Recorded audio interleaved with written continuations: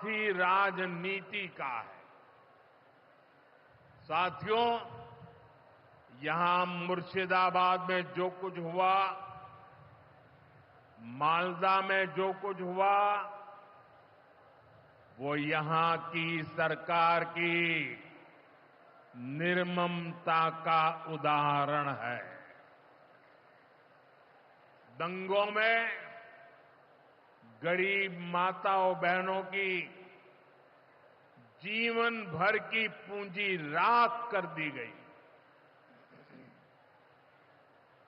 तुष्टीकरण के नाम पर गुंडागिर्दी को खुली छूट दे दी गई। जब सरकार चलाने वाले एक पार्टी के लोग, विधायक, कॉरपोरेटर ही लोगों के घरों को चिन्हित करके जलाते हैं और पुलिस तमाशा देखती है, तो उस भयावह स्थिति की कल्पना की जा सकती है। मैं बंगाल की भद्र जनता से पूछता हूं, क्या सरकारें ऐसे चलती हैं? यही भावे सरकार चलेगी? साथियों, बंगाल की जनता पर हो रहे इन अत्याचारों से यहां की निर्मम सरकार को कोई फर्क नहीं पड़ता। यहां बात बात पर कोर्ट को दखल देना पड़ता है। बिना कोर्ट के बीच में आए कोई भी मामला सुलझता ही नहीं है। बंगाल की जनता को अब टीएमसी सरकार के सिस्टम पर भरोसा नहीं है। यहां की जनता के पास अब सिर्फ कोर्ट का आसरा ही है।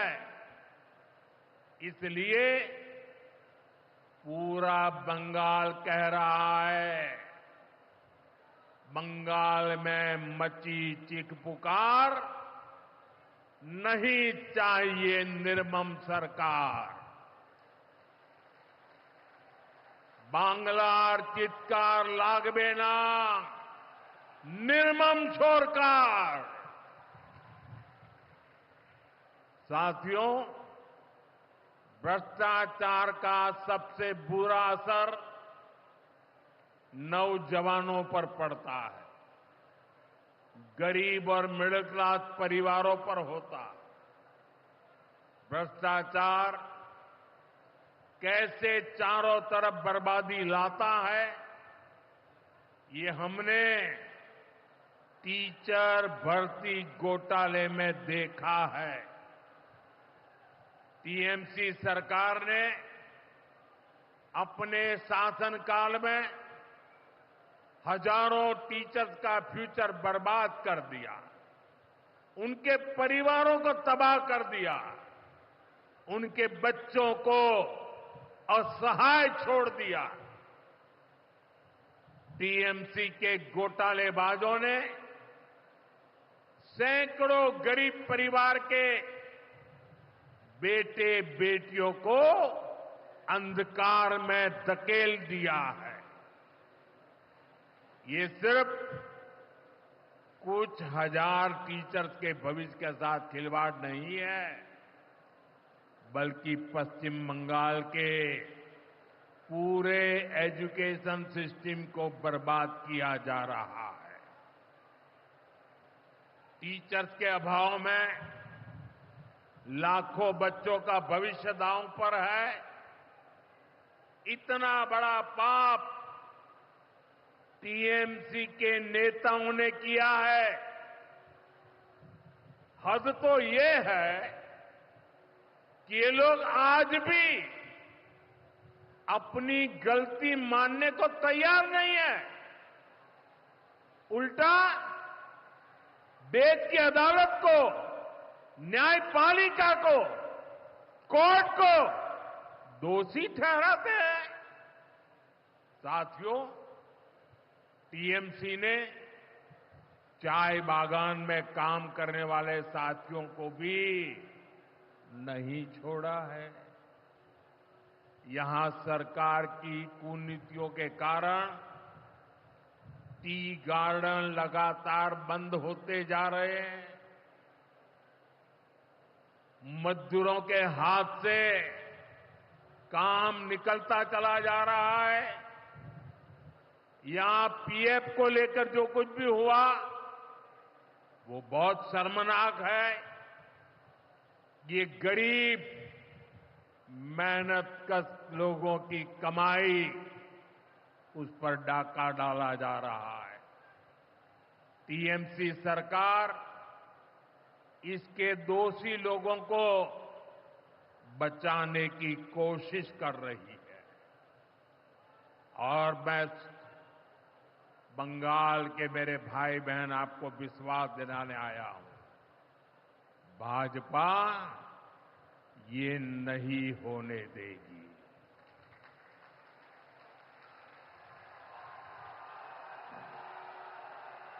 साथियों, राजनीति अपनी जगह पर है, लेकिन गरीब, दलित, पिछड़े, आदिवासी और महिलाओं से टीएमसी क्यों दुश्मनी निकाल रही है? पश्चिम बंगाल के गरीब, एससी, एसटी, ओबीसी के लिए जो भी योजनाएं देश में चल रही है, उनमें से बहुत सारी योजनाएं यहां लागू ही नहीं होने दी जा रही है। पूरे देश में करोड़ों लोगों को आयुष्मान योजना के तहत मुफ्त इलाज मिल चुका है, लेकिन मुझे दुख के साथ कहना पड़ रहा है, इसका फायदा पश्चिम बंगाल के मेरे भाई बहनों को नहीं मिल रहा। पश्चिम बंगाल का कोई साथी अगर दिल्ली, बेंगलुरु, चेन्नई गया है, उसको वहां मुफ्त इलाज नहीं मिल पाता है, क्योंकि निर्मम सरकार ने बंगाल के अपने लोगों को आयुष्मान कार्ड देने ही नहीं दिया। आज देश भर में 70 वर्ष से ऊपर के बुजुर्गों को 5 लाख रुपए तक मुफ्त इलाज की सुविधा मिल रही है।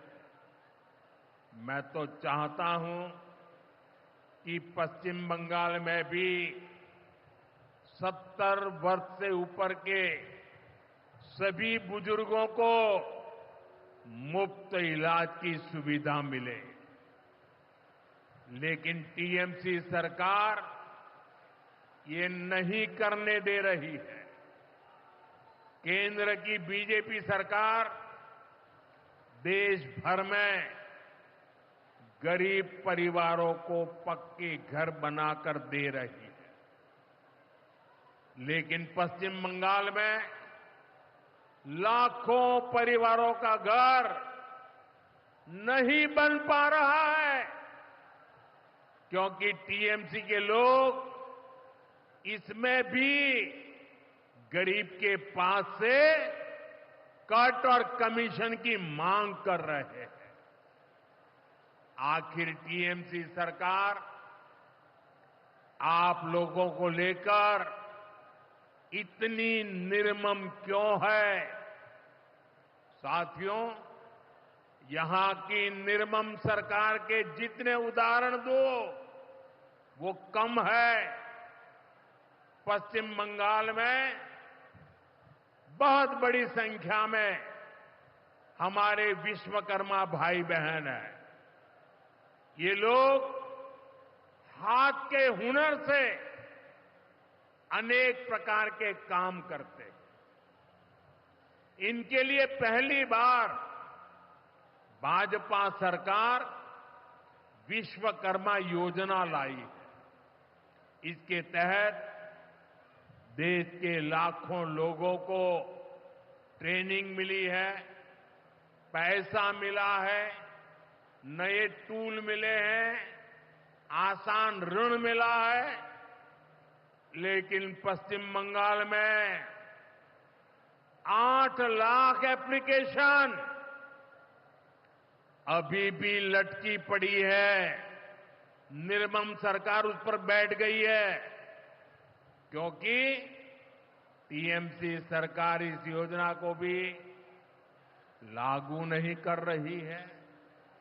साथियों, टीएमसी सरकार की मेरे आदिवासी भाई बहनों से भी दुश्मनी कुछ कम नहीं है। देश में पहली बार जनजातियों में भी सबसे पिछड़ी जनजातियों के लिए पीएम जनमन योजना बनाई गई है। पश्चिम बंगाल में बहुत बड़ा आदिवासी समाज है। टीएमसी सरकार गरीब आदिवासियों का विकास भी नहीं होने दे रही है। उसने पीएम जनमन योजना को यहां लागू नहीं किया। टीएमसी हमारे आदिवासी समाज को भी वंचित ही रखना चाहती है। साथियों, टीएमसी को आदिवासी समाज के सम्मान की परवाह नहीं है।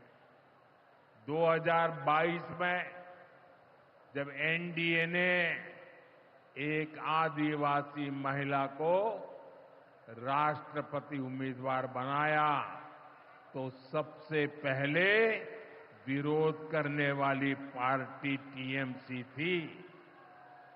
बंगाल के आदिवासी इलाकों की उपेक्षा भी यही दिखाती है कि इन्हीं आदिवासी समाज से टीएमसी वालों को कोई लगाव नहीं है, कोई लेना देना नहीं। साथियों, कुछ दिन पहले दिल्ली में नीति आयोग की गवर्निंग काउंसिल की बहुत महत्वपूर्ण बैठक हुई। ये एक अहम मंच होता है जहां देश भर के मुख्यमंत्री मिलकर विकास पर चर्चा करते हैं। लेकिन अफसोस की बात है कि इस बार बंगाल सरकार इस बैठक में मौजूद ही नहीं रही। दूसरे गैर भाजपा शासित राज्य आए, सभी दल के नेता आए, हमने साथ बैठकर चर्चा की, लेकिन टीएमसी को तो सिर्फ और सिर्फ 24 घंटा पॉलिटिक्स करना है और कुछ करना ही नहीं है। पश्चिम बंगाल का विकास, देश की प्रगति उनकी प्राथमिकता में है ही नहीं। साथियों, केंद्र सरकार की जिन योजनाओं को यहां लागू किया भी गया है, उनको पूरा नहीं किया जा रहा।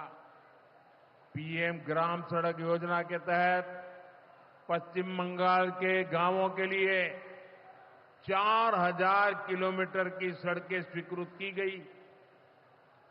इनको पिछले साल तक पूरा हो जाना था। 4000 किलोमीटर तो छोड़िए, यहां 400 किलोमीटर सड़कें भी नहीं बन पाई है।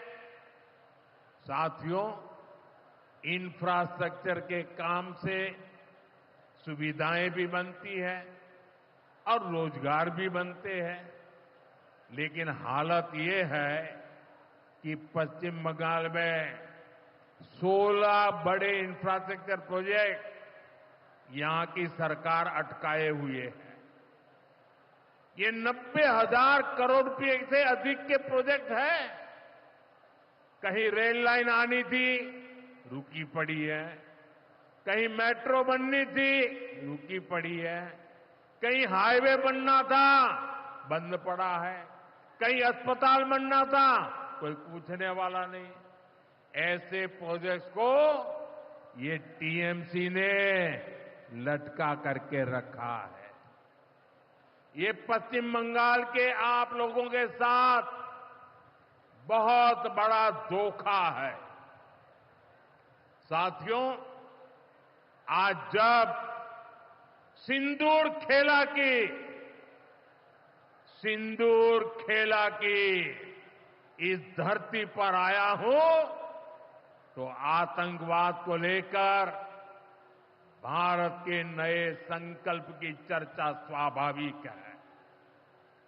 22 अप्रैल को पहलगाम में, जम्मू कश्मीर में आतंकियों ने जो बर्बरता की, उसके बाद पश्चिम बंगाल में भी बहुत गुस्सा था।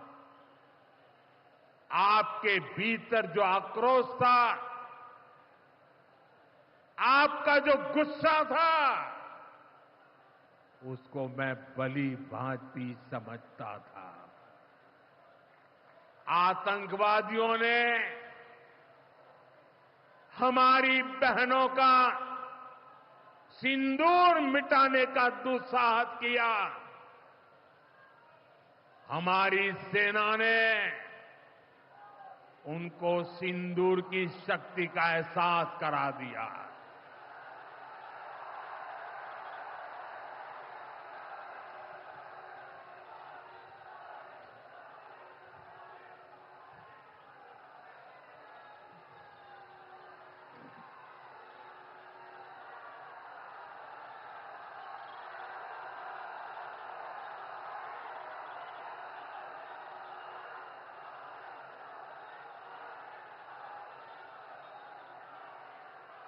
हमने आतंक के उन ठिकानों को तबाह किया जिनकी पाकिस्तान ने कल्पना तक नहीं की थी।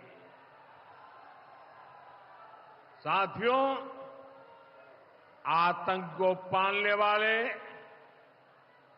पाकिस्तान के पास दुनिया को देने के लिए कुछ भी पॉजिटिव नहीं है।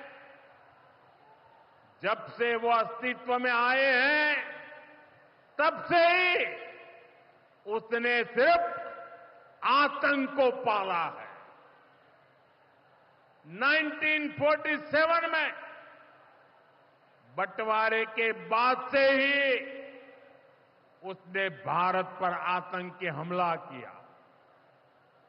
कुछ सालों के बाद उसने यहां पड़ोस में आज के बांग्लादेश में जो आतंक फैलाया, पाकिस्तान की सेनाओं ने जिस प्रकार